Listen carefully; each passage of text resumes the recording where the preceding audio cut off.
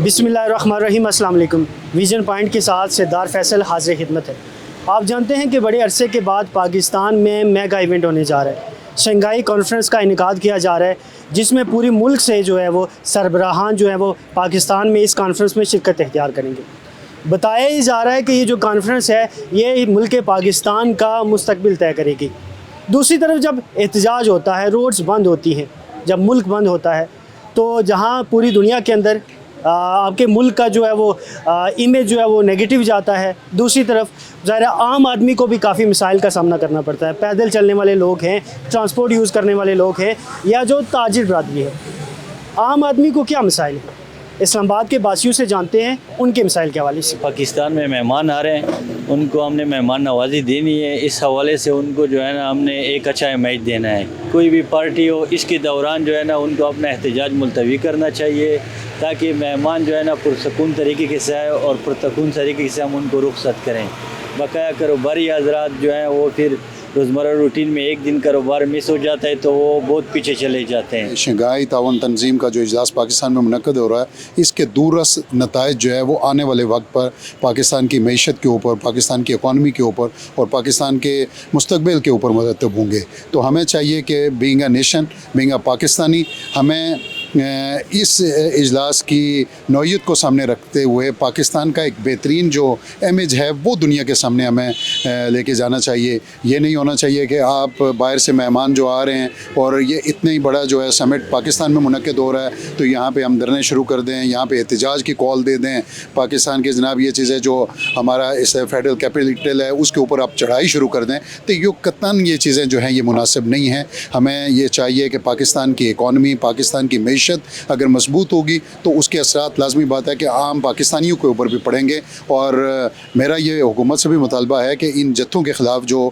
इस मौके के ऊपर आके जो है वहाँ पे लॉ एंड ऑर्डर का मसला बनाते हैं या यहाँ पे इस्लामाबाद के अंदर उन्होंने चढ़ाई की, उनके ख़िलाफ़ बिल्कुल कानून को हरकत में आना चाहिए, कानून को जो है उनके ख़िलाफ़ कार्रवाई करनी चाहिए। साडा जो गरीब बंदे मर जाने भुखे भाने की साडे मसाइल की होने, इन्हां दे धरने ही नहीं मुकदे, इन्हां दे रौले ही नहीं मुकदे।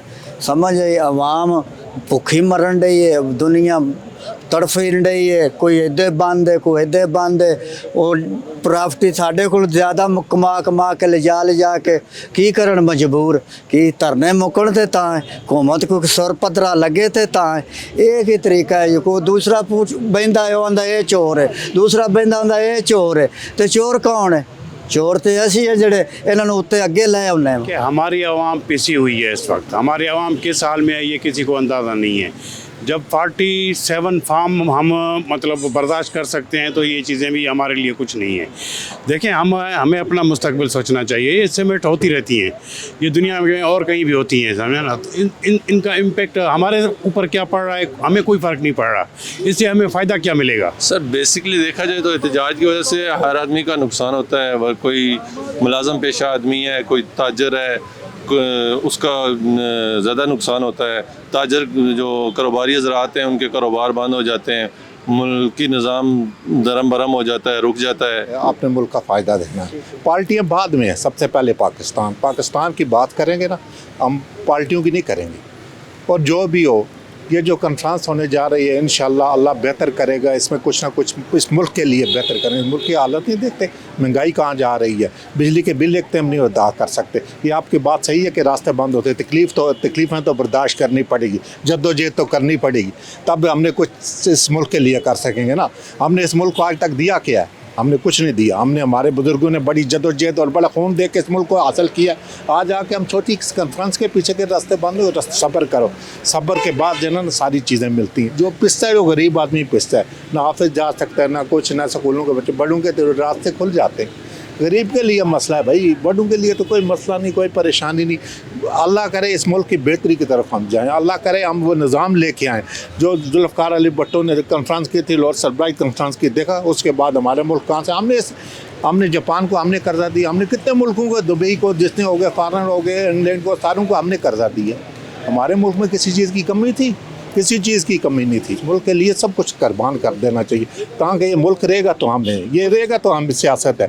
इस मुल्क की कदर करें। इस्लामाबाद के शहरियों का यही कहना था कि जब एहतजाज होते हैं, रोड्स बंद होती हैं, तो ज़िंदगी मफलूज होकर रह जाती है, कारोबार बुरी तरह से मुतासर होते हैं। साथ साथ शंघाई कॉन्फ्रेंस जो पाकिस्तान में मुनक्किद हो रही है, उसके हवाले से मज़ीद उनका ये भी कहना था कि जो बाहर से मालिक पाकिस्तान में आ रहे हैं, इस कॉन्फ्रेंस में शिरकत इख्तियार कर रहे हैं, उनके सामने कोई भी ऐसा स्टेप पाकिस्तानियों की तरफ से नहीं उठाना चाहिए जिससे हमारा पूरी दुनिया के अंदर हमारा इमेज जो है वो नेगेटिव जाए, मनफी जाए।